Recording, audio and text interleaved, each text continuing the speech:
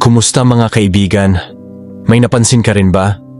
Sa panahon ngayon ng Tinder, TikTok at low attention span love, parang may kakaibang hatak ang mga lalaking 40 anyos pataas sa mga babaeng nasa 20 o 30 taon. Bakit ganon? Hindi sila kasing kisig ng mga gym bros. Hindi sila flashy. Hindi rin sila palasigaw sa social media. Pero parang magnito, hinahanap-hanap sila. At bago mo isipin na ito ay dahil lang sa pera, kotse, o sugar daddy status, hindi ito yun. Ang totoo, ang pinaka-naaakit na babae sa kanila ay yung mga matatalino, grounded, at may depth. Anong meron sa mga lalaking ito? Ang sagot, matatagpuan sa sinaunang pilosopiya.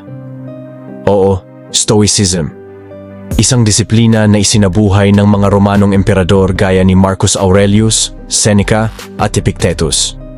At ngayon, ibubunyag ko sa iyo ang 6 na katangiang hinahanap-hanap ng mga babaeng may utak, mga katangiang hindi lang nagpapatingkad sa isang lalaki, kundi ginagawa siyang di malilimutan.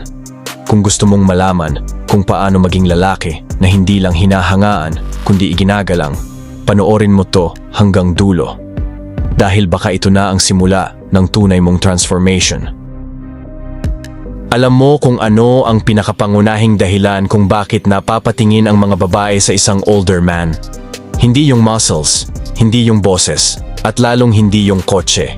Ito, ang lalaking kalmado, kahit nagkakagulo na ang buong mundo. Sabi nga ni Marcus Aurelius, the happiness of your life depends on the quality of your thoughts. Sa madaling salita, kung magulo ang utak mo, magulo rin ang mundo mo. Pero kung malinaw ang isip mo, kahit anong bagyo, hindi ka natitinag. Ito ang lalaking hindi nagwawala kapag may problema. Hindi sumusuko kapag iniwan. Hindi nagmumukmok kapag nalugi. Alam mo kung bakit? Kasi hawak niya ang sarili niya. Yan ang tinatawag na emotional mastery. Yung kahit may sunog na sa paligid, siya ang tipo ng lalaking may presence na parang tubig, malamig, kalmado, pero malalim. At mga bro, yan ang hanap ng mga matatalinong babae ngayon. Hindi yung gwapo lang, kundi yung tahimik pero matatag. Yung pagkasama mo, parang may armor ka. Kasi alam mong hindi siya madadala ng emosyon. Hindi siya marupok. Sabi ni Epictetus, we can't control events, but we can control our response. At ang lalaking may ganitong mindset, hindi lang siya attractive, siya ang klaseng lalaking pinapanalangin nila. Kaya, kung gusto mong maging kalmado pero kinatatakutan, hindi reactive kundi dominante sa emosyon mo. Dito pa lang, sa unang katangian, pwede ka nang lumamang sa 70% ng mga lalaki.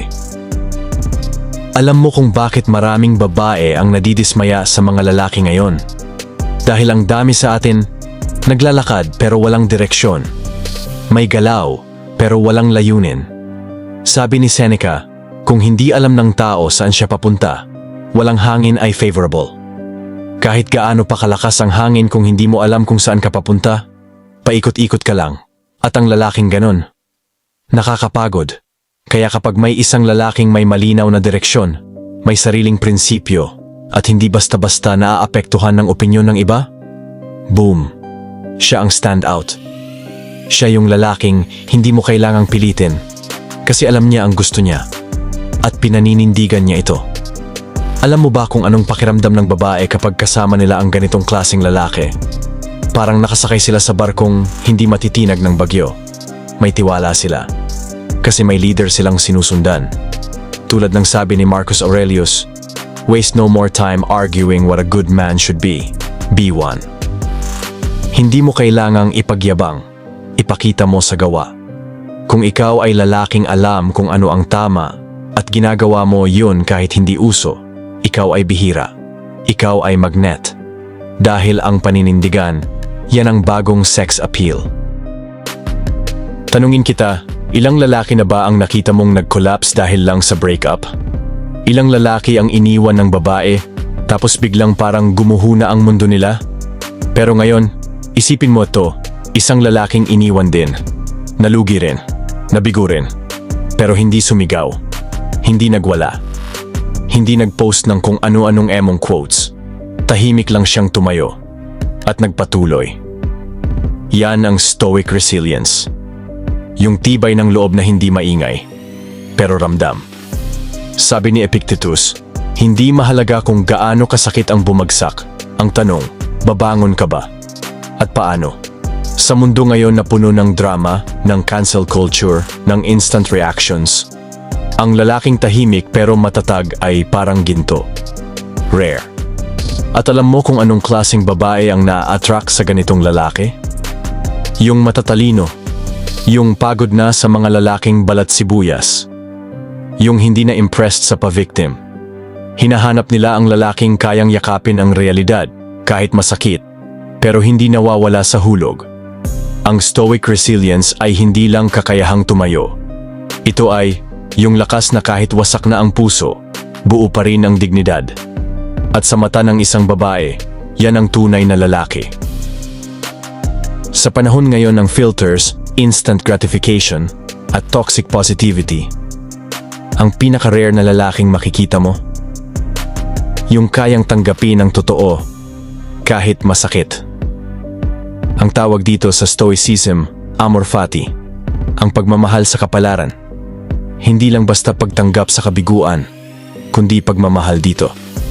Sabi ni Marcus Aurelius, accept whatever comes to you. At hindi niya ito sinabi habang nakaupo sa spa.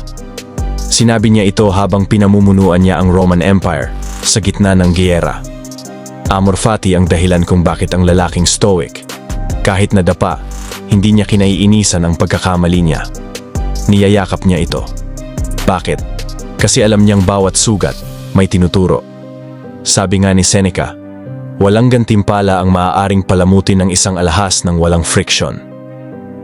Paano mo mapapakinang ang sarili mo kung ayaw mong maranasan ang init, ang pressure, ang friction ng buhay? Kaya ang lalaking kayang tumingin sa sarili niyang flaws at hindi matakot, yan ang tipo ng lalaking hindi fake. Hindi siya nagpapanggap. Hindi siya nagpapalakas ng loob gamit ang kayabangan. Buo na siya kahit may lamat. At sa mata ng isang babaeng totoo, yan ang pinaka-sexy. Hindi yung lalaking perpekto, kundi yung lalaking totoo sa sarili. Yung hindi nahihiya sa pagkakamali dahil alam niyang doon siya hinulma. Tanong, pag may biglang nangyaring masama sa buhay mo, iniwan ka, nawalan ka ng pera, may nagkasakit, paano ka magre-react? Yung karamihan, natataranta. Nagtatapon ng emosyon, nawawala sa hulog. Pero ang stoic na lalaki, handa na. Hindi dahil gusto niya ang hirap, kundi dahil pinaghandaan niya ito. Ang tawag dito, premeditatio malorum, ang pag-iisip ng pinakamasamang pwedeng mangyari, bago pa ito mangyari. Sabi ni Seneca, he robs the problem of its power by rehearsing it beforehand. Pinahihina mo raw ang problema kapag hinaharap mo na ito sa isip mo, araw-araw. Habang ang ibang lalaki ay nababaliw sa breakup, crisis, o rejection, ang stoic man, tahimik. Kasi tapos na siyang matakot. Sa utak pa lang, dinaanan na niya lahat ng posibleng sakit. At yan ang tunay na confidence. Yung hindi galing sa ego, kundi galing sa paghahanda. Alam mo kung anong epekto nito sa babae? Stability. Presence. Yung tipo ng lalaki na kapag kasama nila, parang kahit anong mangyari, ayos lang. Kasi hindi siya magpapanik. At sa mundo ngayon na puno ng unpredictability, drama, at overreaction, ang lalaking stoic na kayang humarap sa pinakamalala ay parang bato sa gitna ng bagyo, tahimik, pero hindi matitinag. Gusto mong gawing bakal ang utak mo? Simple lang, 5 minuto lang kada araw. Isang tanong lang ang kailangan mong sagutin tuwing umaga. Ano ang pinakamasamang pwedeng mangyari ngayon? At paano ko ito haharapin? Hindi para matakot, hindi para mangamba, kundi para maging handa, para hindi ka magugulat, para sa oras ng sakuna, ikaw ang pinakakalmado sa buong kwarto. Sabi ni Epictetus, first, say to yourself what you would be, then do what you have to do. Sabihin mo muna sa sarili mo kung anong klaseng lalaki ang gusto mong maging, tapos simulan mo sa maliliit na aksyon. At itong 5-minute journaling, yan ang unang hakbang. Tahimik, malalim, pero makapangyarihan. Gawin mo to araw-araw at mararamdaman mong unti-unti kang nagiging bato sa gitna ng bagyo. Sa mundo ngayon na puno ng ingay, ng notifications, reklamo, rants, at walang katapusang opinyon, ang tunay na kapangyarihan ay hindi na nasa dami ng sinasabi mo, nasa katahimikan mo. Ito ang The Art of Commanding Silence, isang sandata ng mga Stoic Masters. Ang lalaking hindi kailangang sumigaw para marinig, hindi kailangang magpakitang gilas para mapansin. Sapat na ang presence niya. Sabi ni Marcus Aurelius, "You have power over your mind, not outside events." At ang lalaking may disiplina sa sarili, lalo na sa bibig, siya ang nagdidikta ng lakas ng kwarto. Gusto mong malaman ang pinaka-underrated power move sa isang usapan? Ganito lang, makinig, hindi para sumagot, kundi para umunawa. At kapag may tanong sa'yo, huwag agad sumagot. Magbilang ka ng 5 segundo sa isipan mo. Oo, 5 segundo ng katahimikan. At sa katahimikan na yon, lahat mag-a-adjust sa'yo. Hindi ikaw ang hahabol sa tempo nila. Sila ang babagal para sa'yo. Sabi ni Seneca, "To live is an act of courage." At sa panahon ngayon, ang tahimik na lalaki, yung hindi takot sa silence, yan ang matapang. Kaya mo bang hindi sumabat agad? Kaya mo bang titigan ang mata ng kausap mo, ngumiti ng bahagya, at hintayin siyang mag-adjust? Dahil, pag nagawa mo yan bro, you just showed dominance without a single word. At ang mga matatalinong babae, hindi sila nahuhumaling sa lalaking madaldal. Hinahanap nila yung lalaking kontrolado ang sarili. Yung lalaki na sa katahimikan pa lang, may bigat na. Dahil minsan, ang pinakamakapangyarihang bagay na pwede mong sabihin ay ang hindi mo sinasabi. Kung bukas, may babaeng makikilala ka at siya'y hindi ordinaryo. Siya yung tipo ng babae na kikilalanin ka, hindi lang sa itsura mo, hindi lang sa trabaho mo, kundi hanggang sa kaluluwa mo. Handa ka na bang ipakita kung sino ka talaga? Handa ka bang tumingin sa kanya sa mata? Tahimik pero buo, walang acting, walang pang-impress, kundi may lalim na hindi niya maikakaila. Dahil tandaan mo to bro, ang mga Stoic Masters tulad ni na Marcus Aurelius, Seneca, at Epictetus, hindi sila pinanganak na matatag. Ginawa nila ang sarili nila. Pinanday sila ng disiplina, ng katahimikan, at ng pagtanggap sa hirap. At ikaw? May pagkakataon kang gawin din yan. Paano ka magsisimula? Simple lang. Simulan mo sa 5 minuto na journaling. Sanayin mo ang sarili mo sa intentional silence. At imbes na labanan ang kapalaran mo, yakapin mo ito. Lead your life with depth, not noise. Presence, not performance. At kapag na-master mo ito, hindi mo na kailangang humabol sa kahit sinong babae.